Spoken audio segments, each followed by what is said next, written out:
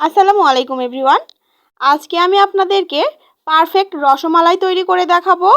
এই রসমালাইটা একদম বাজারের কেনা রসমালাইয়ের মতোই কিন্তু পারফেক্ট হয়। আপনারা অবশ্যই শুরু থেকে শেষ অবধি ভিডিওটি দেখবেন।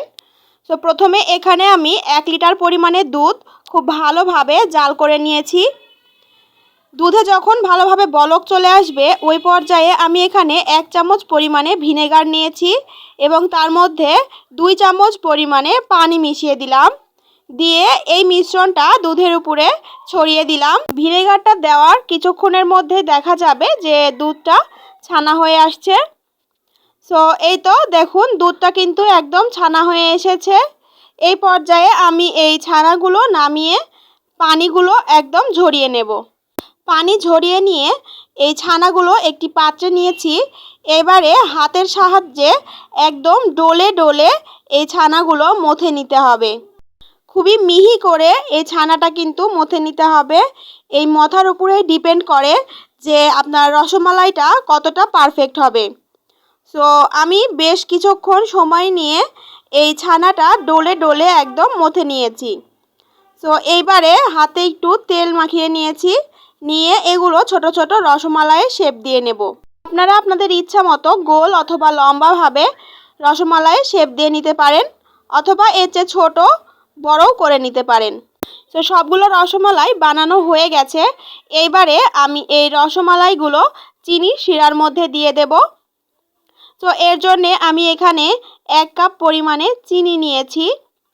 1 কাপ চিনির মধ্যে 1.5 কাপ পরিমাণে পানি দিয়ে দিচ্ছি। এবারে এই চিনিটাতে যখন ভালোভাবে বলক চলে আসবে ওই পর্যায়ে এর মধ্যে আমি 2-3টা এলাচ দিয়ে দিচ্ছি। তারপরে যেই রসমালাইগুলো আমি বানিয়ে রেখেছিলাম সেগুলো চিনি শিরার মধ্যে দিয়ে দিলাম। এবারে আমি পাত্রের মুখটা ঢাকনা দিয়ে ঢেকে দিচ্ছি। ঢেকে দিয়ে 5 থেকে 7 মিনিট জাল করে নেওয়ার পর দেখা যাচ্ছে যে এই রসমালাইগুলো অনেকটাই ফুলে উঠেছে।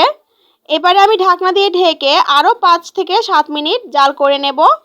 সো এবারে দেখুন এগুলো কিন্তু একদম ফুলে ডাবল হয়ে গেছে। সো এবারে আমি এই চিনি শিরার মধ্যে থেকে রসমালাইগুলো উঠিয়ে নিচ্ছি। সো এবারে এই চিনি শিরাটা আমি ফেলে দিব না, এর মধ্যে আমি আরও 1 লিটার পরিমাণে দুধ দিয়ে দিচ্ছি। এরপরে আমি এখানে আরও 2 চামচের মতো চিনি দিয়ে দিচ্ছি। আপনারা আপনাদের টেস্ট অনুযায়ী চিনিটা দিতে পারেন। সো এবারে যখন দুধে বলক চলে আসবে ওই পর্যায়ে আমি এর মধ্যে রসমালাইগুলো ঢেলে দিচ্ছি। দুধের মধ্যে দিয়ে এবারে অনবরত জাল করে নিচ্ছি।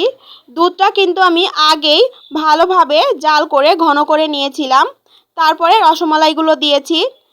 সো রসমালাই দেওয়ার পরও আমি 10 থেকে 15 মিনিট এরকমভাবে জাল করে নিয়েছি।